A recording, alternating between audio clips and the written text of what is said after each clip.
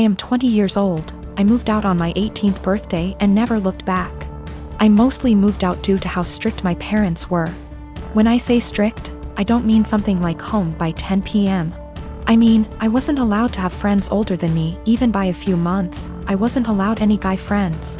If I had a project to work on at school and got partnered with a guy, my mom would tell my teachers to make me do it alone.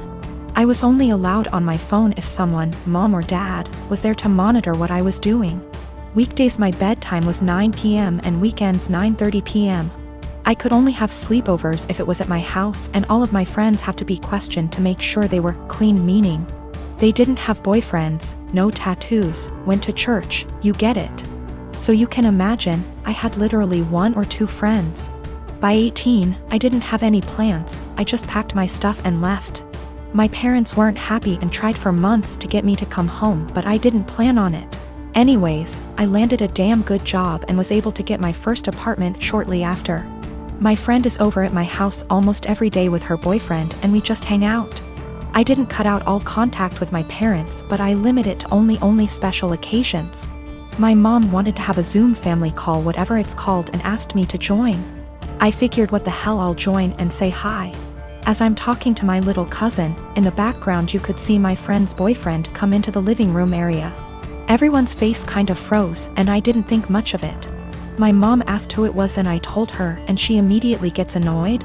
She started asking why he was leaving my bedroom, which he didn't. The bathroom is the same way towards the bedroom, so I could see why it would look like he left from my room. She and my dad proceeds to ask me why I have guys at my home, why is he 21 hanging around me? I just turned 20, but yeah, it was like I was 15 again. My mom then insists I have him leave. At this point my friend and her boyfriend hears this and goes like WTF? I didn't know what else to do but laugh. I said, "Are you out of your mind?" and laughed some more. I realized they were serious and said my goodbyes and hung up.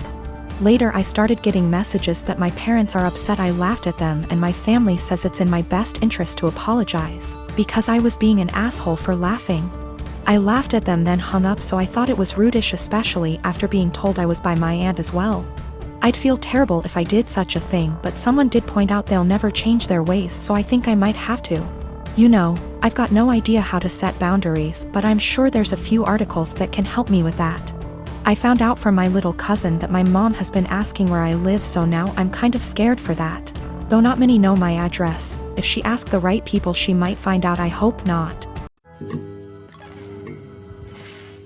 My sister is severely autistic. She requires attention almost 24/7 and cannot be left alone. She is nonverbal and cannot take care of herself at all. Despite the fact that she is only 12, she is extremely destructive and violent and destroys anything she gets her hands on. I hate her. That should be wrong to say, but it doesn't feel like it. I was only 6 years old when she was born, and since then I've never solely had my parents' attention. Even since I can remember, the world has revolved around her. I was moved out of my room into the basement at 7 because she needed to be in the room next to my parents. All of my toys as a child were destroyed by her, and my parents simply ignored me when I complained. Even when I was 14 and she destroyed a Mac my school gave me, I was in the wrong. Along with this, I am expected to take care of her and drop everything I do for her. I can never make plans with friend because my parents expect me to be there if they need me to take care of her. Even when I do somehow get time to myself, I am required to leave if they need me. If I do not, then I am punished. The recent example of this is when I went to see the new Spider-Man movie and was grounded because I turned my phone off in the theater. It seems as if I am nothing more than a slave to them, and anything involving her simply overshadows me. This last week I was chosen to give a speech at a school event. I was so excited, and my parents promised to be there, but they never showed and claimed it was because of my sister. Anytime anything like this happens for me, they are too busy with her. I've held this in for so long, and it finally spilled out today. While talking about colleges with my father, he joked that I should get a degree that pays well so when they're gone I can take care of my sister. I don't know why, but this caused me to break down. I cried and screamed about how it always about her. I'm nothing more than a caretaker to them, that they always make it about her, and that I'm expected to be her slave for the rest of my life. I've locked myself in my room since then, and my parents have not come to check on me. It's not her fault that she was born the way she is.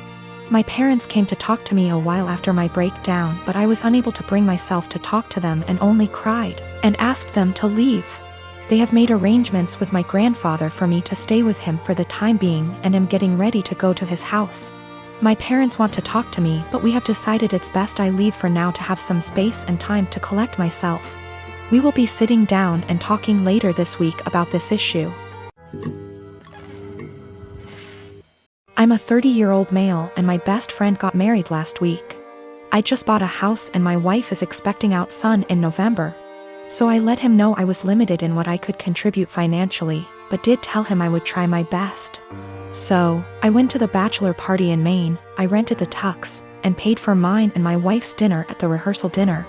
I also had a gift of $300 that I was going to give them, but we will get to why I didn't give it to them. His now wife, then fiancé, texted me multiple times a day with updates fine. I didn't always respond, and it got to the point where if I didn't respond at least once a day, I'd get a call from my buddy. I have a full-time job and am redoing some rooms in my house, so I'm busy. She texted me for the following reasons. 1. My wife was not allowed to talk about our pregnancy at all. She didn't want anyone to focus on that more than her, the bride. 2. She was not going to order special food for my wife, no one asked her to. My wife was fine with whatever she was going to be served. 3. I was not helping the groom enough. He had to help her with favors, seating charts and programs. So I had to help him with those things, according to her. She also said to get ready to help with thank you notes after the wedding. 4. She said if I was a true best man, I would offer to pay for the bar bill. I don't even know what that means. 5. She had to read to approve my speech before the rehearsal dinner and wanted to be included as much as my buddy. She told me to make up things if I had to. I was also not allowed to include anyone but the two of them, and no inside jokes or stories about my buddy that didn't include her. 6. Her last text said to tell my wife to keep it together and not make a pregnancy scene during the wedding. Also, she wanted her to choose a dress that downplayed her pregnancy as much as possible. I was just so aggravated. I spoke to my friend to see if he could reason with her. He told me to just play ball on this one, it's her day, and to cut him a break, because he'd be dealing with her nonsense for the rest of his life. I was annoyed but calmed down. The day of, all the bride and my buddy do is scold me, berate me, and bark orders. I head down to the bar for a drink. The bride's mother is there and warns me not to get drunk because I've ruined her daughter's day enough. I didn't give them the card with the cash and in the speech. I used my friend's exact wording about having to deal with her nonsense for the rest of his life. I wished them the best and told him I'd always be there for him, especially during the divorce. My twin sister, May, and I are identical. At the end of our first year of college, I was in a car accident, and I ended up with a facial scar and major trauma. I started seeing a therapist because of the nightmares and the fact that I was panicking any time I got into a car. That led to me realizing there were some deeper issues, which we worked on. As part of that work, I got a physical. Started working with a dietitian to fix my diet and the smorgasbord of vitamin deficiencies it caused. I started working out, strength training 3 days and sprints or hit on 3, with our older sis. By the end of our first year of college, we had each gained about 30 pounds. By the end of the next year, I had lost half of it, but I was smaller at 134 pounds. Than my previous 120 because of the muscle mass. And that's been my size for the past half-decade. I found a new beautician, and she gave me long layers to make my natural curls be curls instead of waves of frizz. I always wanted but that my old one said would look bad and refused. I stopped bleaching it and let it go its natural dark blonde / light brown. I stopped spray tanning. Again, that's been my look for the past 5 years. I live in a rural area, and the internet isn't great. Things like FaceTime just aren't options, and I can't post a lot of pics on social media /see of it. This is relevant because a big issue is that May didn't see me over the quarantine. We talked on the phone a couple times a week, but it mostly revolved around her wedding planning. She got engaged before the Rona put us on lockdown. I wasn't her mo, so mostly I was being told decisions, not involved in the process. When it came to the bridesmaids' dresses, May sent our sister, Sil, and me a link and told us to get it in our size. Same with hair and makeup, but we had to arrange for a beautician because Maze wouldn't do more than 4. And she wanted her friends at the appointment with her.